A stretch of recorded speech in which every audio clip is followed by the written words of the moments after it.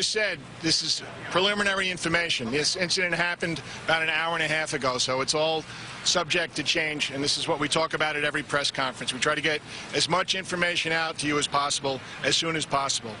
So at approximately 11:55 a.m., a 2009 Honda Accord passenger vehicle mounted the sidewalk on the west side of 7th Avenue at West 42nd Street in Times Square. The vehicle, occupied by a male driver, proceeded to drive at a high rate of speed along the sidewalk from 42nd Street to 45th Street, striking a number of pedestrians along the way.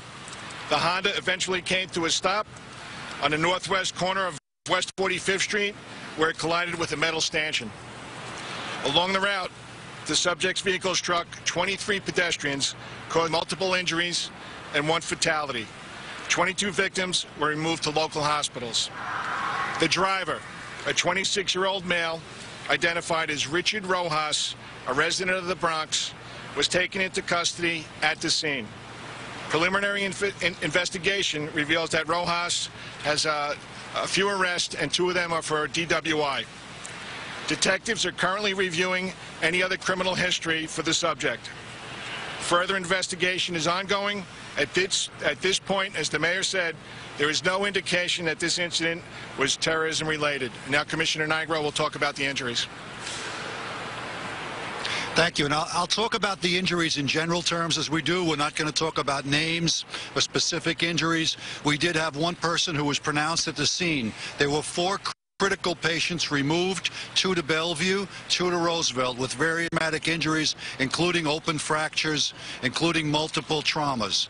None of those at this point, thanks to the fact that they were quickly transported to this hospital, is likely. But that doesn't mean they are cleared. None of those 4 are right now likely to perish. Conditions can change. We're very hopeful that the fact they were treated here quickly and removed quickly, that they will survive. 3 other injuries were very serious but not critical. They were also removed to local hospitals. 15 are less serious injuries, we call green tag injuries. All of these people have now been transported to the hospitals, are being treated. We don't divulge any names or ages or where they come from at this point, but there was a very large amount of fire department, police department, and resources arriving here very quickly, and thanks to that, people received care in a very timely fashion. All right, let's take questions. In the back, yep.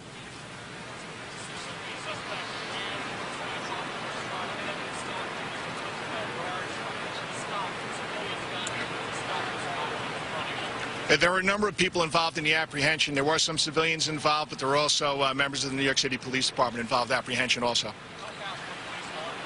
We have, as you know, being from New York, we have a tremendous amount of police coverage in Times Square. As a matter of fact, right on the corner of 43rd and 7th, we had a lieutenant from CRC and some police officers. Hold on, one at a time. Hold on. You got to speak up. The vehicle, at this time, we don't think the vehicle was being pursued by a police vehicle. David.